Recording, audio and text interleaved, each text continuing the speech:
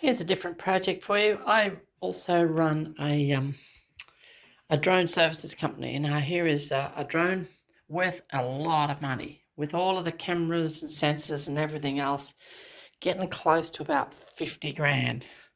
Here's another one here in its box, ready to assemble basically. So there's the main body of the drone. And here are the wings. All right. Now, the company that makes these is, I believe, a subsidiary of Parrot drones called Sensefly. And they're an absolute pain in the ass to deal with, I have to tell you. I have no hesitation in telling you, do not ever buy a Sensefly drone. I now have 2 of them, and I will never buy another one. Because they, despite how much money you've spent on this, they refuse to support it because they've got a new model out. Now, that's actually against the law, and there have been many legal challenges to such things in the past, and maybe I should go ahead and make a legal challenge. We'll see. Any lawyers watching this who want to reach out to me, please do. Anyway, this drone had a bit of an accident where where the propeller contacted a tree and stopped. Now, I pulled the drone apart. There was no actual damage to the drone. I pulled it apart because Sensefly won't service it. Now, having said all of that, there's a company called Ag Eagle out of Canada who've been absolutely fabulous. They've sent me many spare parts. They've been perfectly good to deal with. Despite the fact that the parts are now getting quite rare, they've been fabulous to deal with. So hats off to Ag Eagle in Canada.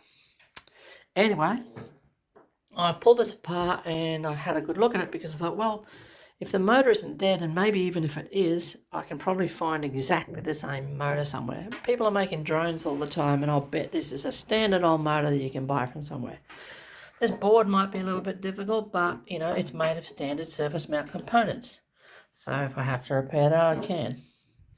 Now, here's where the actual problem is. Now, I've got to take this little piece of plastic off here. This helps to mount it in the right correct position in the drone, but you can see that ceramic item there.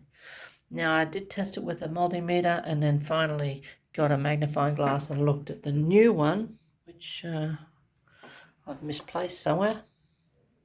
I must have it next to my computer where I'm ordering the part. Anyway, that item there is a ceramic 30 amp fuse, and the one on this board is blown, and that's why I would suggest that the machine doesn't work.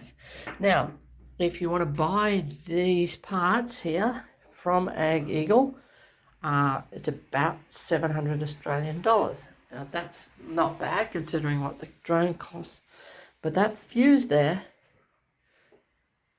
including shipping, which was 98% of the price, was $40. I think the actual fuse itself is about $9 Australian.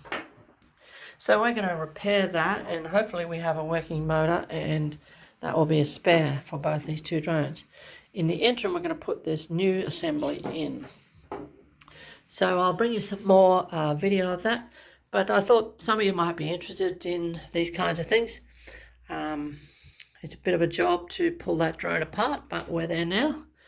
And I'm going to put the replacement motor in, and when the bits and pieces arrive, when the ceramic fuse arrives, I'll fit it onto here. My job right now is to work out how to get that piece of plastic off there. I'm assuming it's glued, but I don't know. It might be hot melt glue. We'll have a look. Anyway, there you go. Little project.